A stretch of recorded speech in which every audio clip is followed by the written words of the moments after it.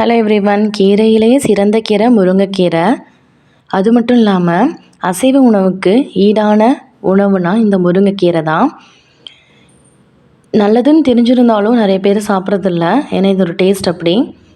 இந்த மாதிரி முருங்கைக்கீரை பாப்கார்ன் செஞ்சிங்கன்னா எல்லோரும் விரும்பி சாப்பிடுவாங்க. எவ்வளோ செஞ்சாலும் தீர்ந்து போயிடும்.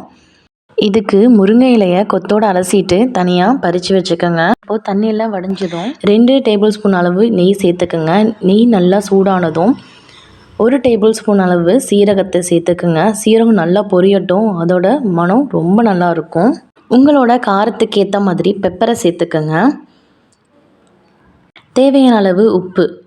அவ்வளோதாங்க. க்ளீன் பண்ணி வச்ச முருங்கை இலையை இதோடு சேர்த்துக்கலாம். எல்லாமே நல்லா மிக்ஸ் ஆகிற வரைக்கும் ஒரு டைம் நல்லா வதக்கிடுங்க. வதக்கிட்டு ஒரு 2 நிமிஷம் போல் மூடி வச்சுடுங்க. ஃப்ளேம் வந்துட்டு லோ ஃப்ளேமில் தான் இருக்கணும். சின்னவங்களிருந்து பெரியவங்க வரைக்கும் எல்லோரும் விரும்பி சாப்பிடுவாங்க. எவ்வளோ செஞ்சாலும் தீர்ந்துடும். மூடி வச்சுட்டு அப்பப்போ பரட்டி விட்டுக்கோங்க. அவ்வளோதாங்க. 2 நிமிஷத்தில் சூப்பரான மொறுன்னு ரொம்ப டேஸ்ட்டாக இருக்கக்கூடிய முருங்கைக்கீரை பாப்கார்ன் ரெடி ஆயிடுச்சு.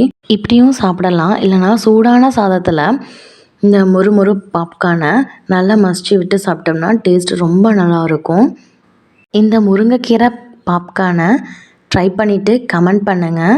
உங்களுக்கு யூஸ் ஆகிற மாதிரி ரொம்ப ஹெல்த்தியான வீடியோஸ் எல்லாமே நம்ம சேனலில் இருக்குது. அது மட்டும் இல்லாமல் இல்லத்தரசிக்கு தேவையான அனைத்து விஷயங்களும் நம்ம சேனலில் இருக்குது. செக் பண்ணி பாருங்கள்.